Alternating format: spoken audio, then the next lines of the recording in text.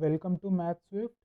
In this video, we will discuss some key concepts on percentages and see how these can be used to solve problems that involve its applications.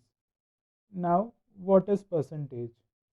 Once I asked three friends of mine, A, B and C, their graduation marks.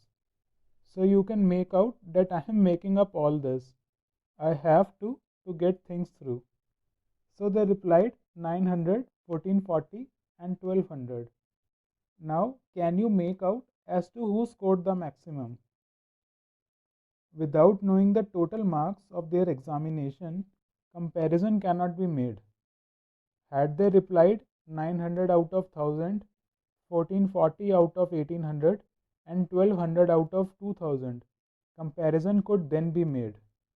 Or we can have a common denominator as 100 and express everything as percent, that is per 100, and that would make comparison of values or things a lot more easier and universal. To have some more clarity as to what percentage means, let's take the scores of those three hypothetical friends of mine.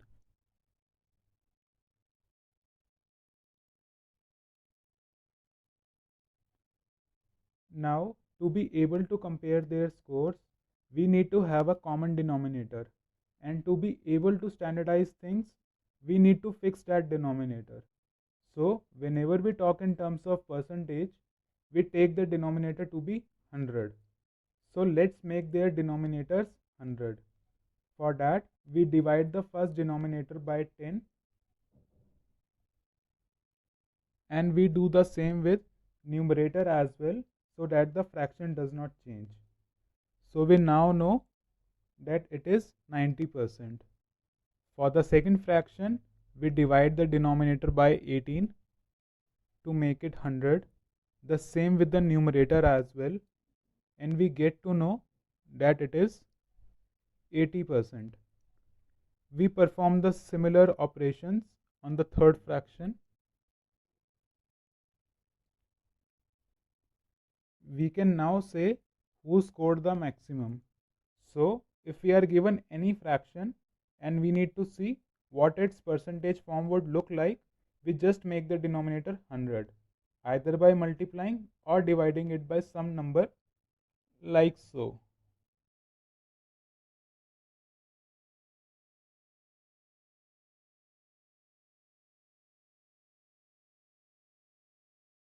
However, the same cannot be achieved by addition or subtraction. Now, there are a few percentage to fraction or fraction to percentage conversions that you should be knowing. Although it is very easy to find out the other if you are given one, like you divide percentage form by 100, you get the fraction form, and multiply fraction by 100 to get the percentage form. You can always decide which one to use when, depending on the case in hand. Sometimes using one form would just be more convenient than using the other. I would still recommend that you memorize these conversions, given the fact that they are used very often and will help you save a lot of time. You need to memorize just a few, and using those you can find out the ones that are less commonly used, like 1 by 12. 1 by 12 is 1 by 2 of 1 by 6, and 1 by 6 in percentage form is 16.66%, and 1 by 2 of 16.66% is 8.33%. Now, if you are given in a problem that value of something increases by 20%, increase of 20% means 100% plus 20%, and in terms of fractions, 100% is 1 and 20% is 1 by 5, and 1 plus 1 by 5 is 6 by 5. So you can just multiply the original value by 6 by 5 to get the new increased value, or if you want to keep it short and simple, whenever it is increased, Just add the numerator and denominator, which becomes the numerator of a fresh fraction, and denominator remains the same. It can then be multiplied by the original value to get the new value. Similarly, when a question talks about some value getting decreased by a certain percentage, just write its fraction form and subtract numerator from the denominator, which becomes the numerator of the fresh fraction, and the denominator remains the same. This fraction can then be multiplied by the original value to get the new or decreased value. Let's do some questions on income, expenditure, and savings where we'll make use of these things. Question says that Bob spends 75% of his income. Now, there are a couple of ways we can go about solving this question or such questions in general. One is where you can assume his income to be X.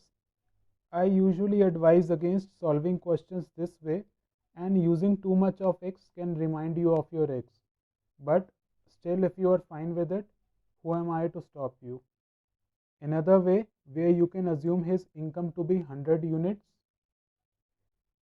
expenditure is 75% of it, so expenditure comes out to be 75 units and rest goes into savings. Now it is given that income and expenditure increase by 60% and 70% respectively, meaning with respect. So when income and expenditure increase with respect, they become 160 and 127.5. Subtracting expenditure from income, you get his savings. Now by what percentage his savings increase? This is what we are supposed to find out. Percent increase is equal to the increase in his savings divided by the original savings into 100. So his savings increase by 30%. You can also do this question by what I call as adjustment method. Someone rightly said that adjustment is necessary in our life. Maybe he meant for solving such questions. Here, what you do is first consider the ratio of income, expenditure, and saving. Since it is given that Bob spends 75% of his income,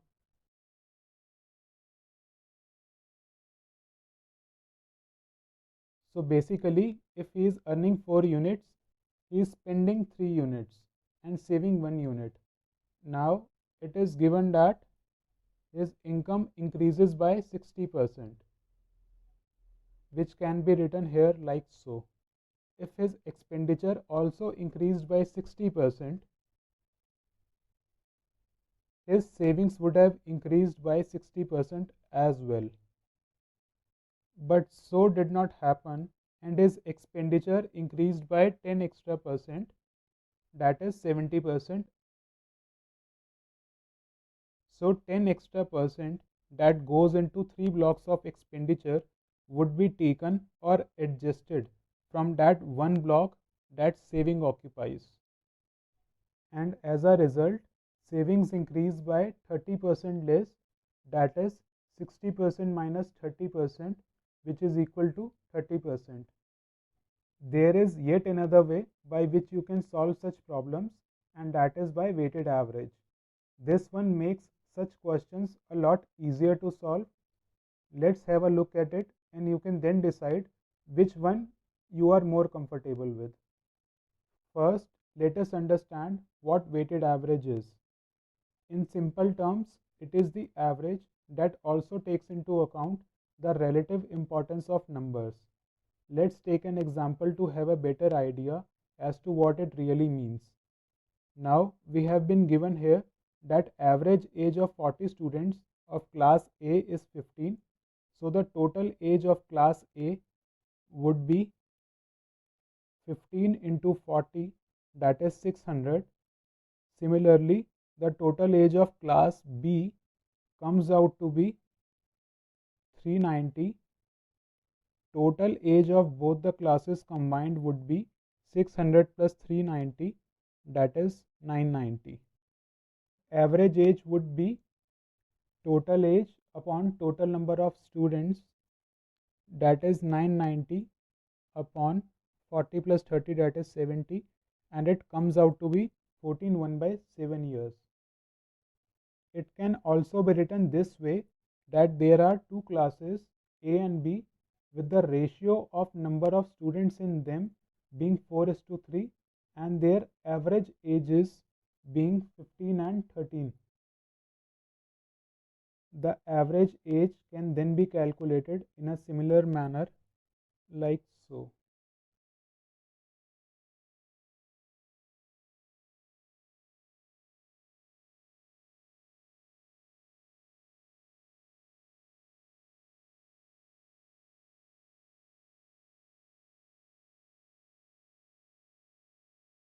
Now, if you notice one thing here,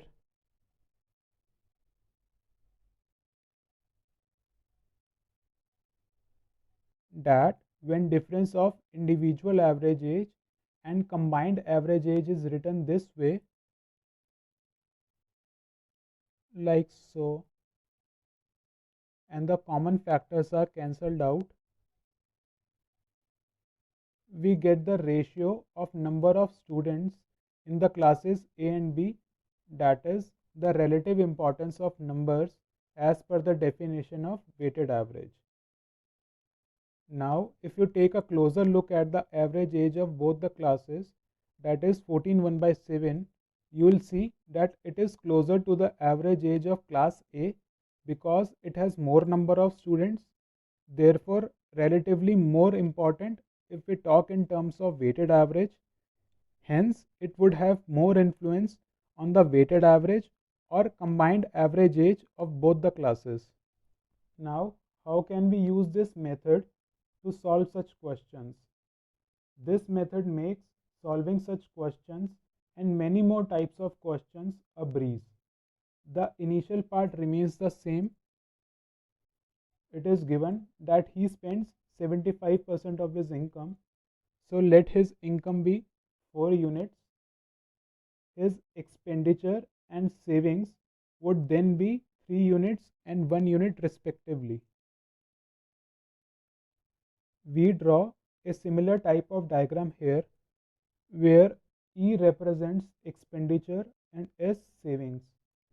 We write their relative importance, that is the ratio in which they are, on the top.